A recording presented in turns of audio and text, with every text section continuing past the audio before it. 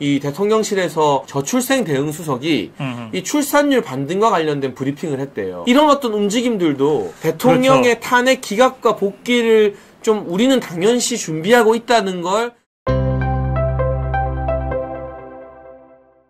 이 비상계엄을 할 수밖에 없었던 좌파와 저희 야당들의 무도한 어떤 정치적 린치, 네. 그리고 이걸 갑자기 내란으로 몰아가가지고 대통령을 구속시키고 어제도 나오더라고요.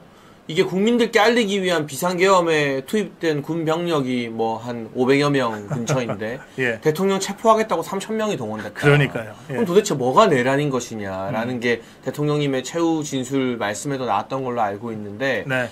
그럼에도 불구하고 어떤 정치적 보복이나 복수가 아니라 국민 통합을 위해서 대통령의 임기를 포함해서 또 내치의 권한까지도 총리에게 많이 맡기면서 통합을 추진하겠다라는 말씀을 하셨잖아요. 네.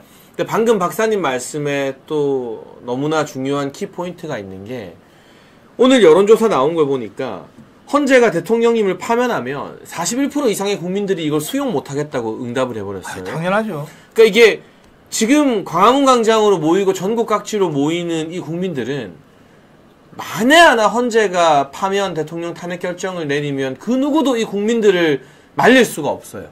그런데 오직 한 사람, 네. 윤석열 대통령만이 직무에 복귀해서 이분들에게 통합의 메시지를 내면 이 국민들의 마음이 그래도 윤석열 대통령을 보고 좀 풀어지고 그렇죠. 이게 국민 통합으로 나아가고 갈등이 치유되는 방향으로 갈 수 있다는 점을 어제 짚은 거잖아요. 네.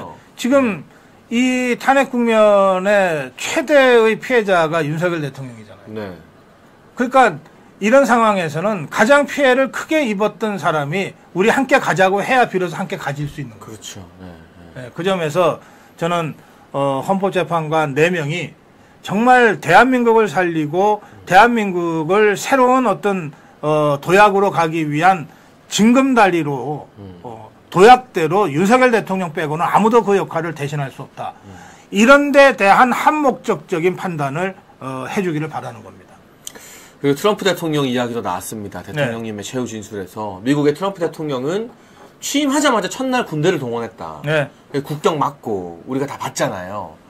그런데 무엇이 비상사태이냐에 대한 판단은 각자 다를 수 있지만 대통령께서는 이 본인이 취임하기도 전에 당선인 신분 때부터 북한이 지령을 내려서 대통령에 대한 탄핵이라던가 이런 선전선동을 꾸준히 공작원들에게 지시를 하고 실제로 간첩들을 많이 잡았는데 대공수사권 박탈로 그 어떤 간첩도 이제는 제대로 수사하지도 잡을 수도 없게 된 상황 등을 쭉 열거를 하셨어요. 네. 그러니까 어제 대통령님의 그 한 70여 분간 이어진 최후 진술에서 간첩이라는 단어가 26번 등장했다고 하거든요. 네. 그러면 국정의 최고 통치권자로서 우리가 볼 수 없는 군과 국정원의 온갖 기밀 문서를 윤석열 대통령님은 다 볼 수 있잖아요. 그렇죠. 그럼 이 간첩의 위협과 북한의 어떤 우리나라 정치 개입 이런 것들이 대통령의 자리에서 느끼기에는 정말 심각한 수준까지 왔다고 받아들이는 것도 이 비상계엄의 중요한 합법적 근거 중 하나가 될 수 있는 거죠, 박사님. 예. 네. 그 대목을 대통령이 이렇게 설명을 했어요. 네. 그러니까 대통령으로서 가장 많은 정보를 접하고 있는데 그 최후 변론을 통해서도 구체적으로 얘기하기 어려운 예민한 문제는 보고서에다가 써서 제출을 했으니 네. 그걸 꼭 깊이 들여다 보시고 네. 성찰해달라 이렇게까지 주문하잖아요. 네. 그러니까 대통령이 최후 변론에서 한 이야기 차마 이게 이제 다 언론에서 어쨌든 녹화지만은 공개되는 걸 아니까 거기서도 하지 못하는 이야기들을 헌법재판관들한테 했다는 거거든요. 그러니까 그만큼 뭔가 내밀한 북한의 선거 개입 정황이나 이런 그렇죠. 것들이 다 있다는 거잖아요. 그렇죠. 네. 네. 저는 그래서 진짜 간첩이 아니라면 좌파 성향의 헌법재판관들 중에도 한 명 정도는 돌아설 수 있다. 기각이나 예. 각하 쪽으로 돌아설 수도 있겠다. 그런 내용들을 진짜로 보면. 그 내밀한 보고서를 보면. 네. 진짜 간첩이 아니라면 전 돌아설 수도 있겠다는 생각이 들었어요. 그 정도로 아마 우리 일반 국민들은 볼 수 없는, 상상할 수 없는 실제 이 대한민국 정치 개입과 선거 개입을 위한 북한 그리고 중국의 여러 공작과 관련된 정보들이 헌재 재판관들에게는 보고서 형태로 제출되었다고 하니까 네. 그 부분도 좀 꼼꼼하게 검토가 되고 필요하다면 언젠가 시간이 좀 지나서 우리 국민들에게도 네. 밝혀질 날이 있어야 된다고 보고요. 그래서인지 오늘 대통령실에서 대통령님 탄핵 선고 이후 처음으로 정기 브리핑을 재개했다고 합니다. 예. 이제 용산 대통령실도 윤석열 대통령님의 복귀를 전제로 해서 일상적인 업무를 회복하겠다라는 뜻을 내세운 건데, 네. 뭐 지금 보면 출산율이 거의 9년 만에 반등했다고 해요. 반등했어요. 0.75명 이상으로. 그래서 오늘 이 대통령실에서 윤석열 정부 들어 최초로 신설된 저출생 대응 수석이 이 출산율 반등과 관련된 브리핑을 했대요. 네. 대통령실에서. 이런 어떤 움직임들도 대통령의 그렇죠. 탄핵 기각과 복귀를 좀 우리는 당연시 준비하고 있다는 걸 좀 여론에게 퍼뜨리는 그런 긍정적인 사인으로 봐야겠죠. 예, 사실 윤석열 대통령이 그 직무정지 당하고 구속 불법 구금된 그 한 두어 달 사이에도 네. 그 윤석열 대통령이 지난 2년 7개월 동안 해왔던 국정 운영의 성과들은 계속 발표가 됐어요. 네, 네. 뭐 이를테면 방산 수출의 쾌거가 그 한 두어 달 반 동에 또 있었고, 네. 뭐 여러 가지 일이 있었고, 지금 조금 더 말씀하신 출산율. 네.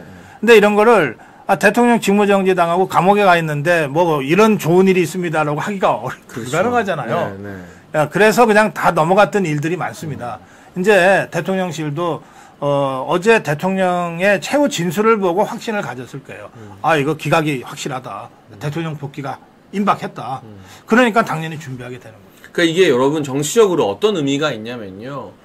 사실 이 대통령님의 탄핵이 될 것 같은 분위기다 싶으면 네. 대통령실에 있는 참모들이요. 물론 안 그런 충실들도 있지만 짐 싸고 도망갈 국리부터 제일 먼저 해요. 그리고 이삿짐 싸요. 그러니까요. 대통령 네. 방비워줘야 되기 때문에 이삿짐 싼다니까. 그리고 자기들 살 길 찾아가지고 네. 어디 뭐 다시 당으로 돌아오건 기업으로 가건 뭘 하건 다들 그렇게 자기 살 국리만 하게 돼 있는 게 정치권의 비정한 생리더라고요. 저도 네. 안에서 경험해 보니까. 그런데 용산 대통령실이 돌아가고 오늘 기자들 모아놓고 출산율 반등에 대해서 이야기하고 브리핑을 시작하고 어떤 메시지가 나왔느냐.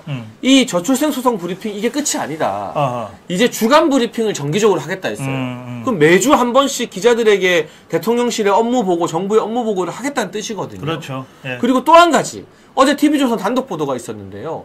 한덕수 총리 탄핵 선고를 헌재에서 먼저 할 예정이래요. 예. 근데 만약 우리 윤석열 대통령님이 탄핵되는 결론에 지금 무게감이 실려 있으면 부담스러운 한덕수 이창수 중앙지검장 최재해 감사원장 탄핵 선고는 안 하고 뭉개면 되거든요. 그렇죠. 예. 왜냐하면 대통령이 탄핵되면 자동으로 다 날아가는 거잖아요. 예, 대통령하고 묶어서 보내면 간단하지. 그러면은 이 헌재가 부담스럽지 않은 건데 한덕수 총리 탄핵 심판을 먼저 하면 이건 100% 기각이 나오지 않겠습니까? 네. 이진숙 방통위원장 경우를 봐도. 네. 그럼 이게 국민 여론에 있어서도 대통령 탄핵 기각 여론이 더 높아지는 건데 당연하죠. 헌재가 이걸 먼저 할 수밖에 없는 이유는 문영배, 이미선 등이 그 4명의 보수 성향 재판관들을 설득하고 있는데 이게 잘 안 되니까 더 미룰 수 없으니 어쩔 수 그렇죠. 없어서 이 한덕수를 먼저 하는 거 아닐까요?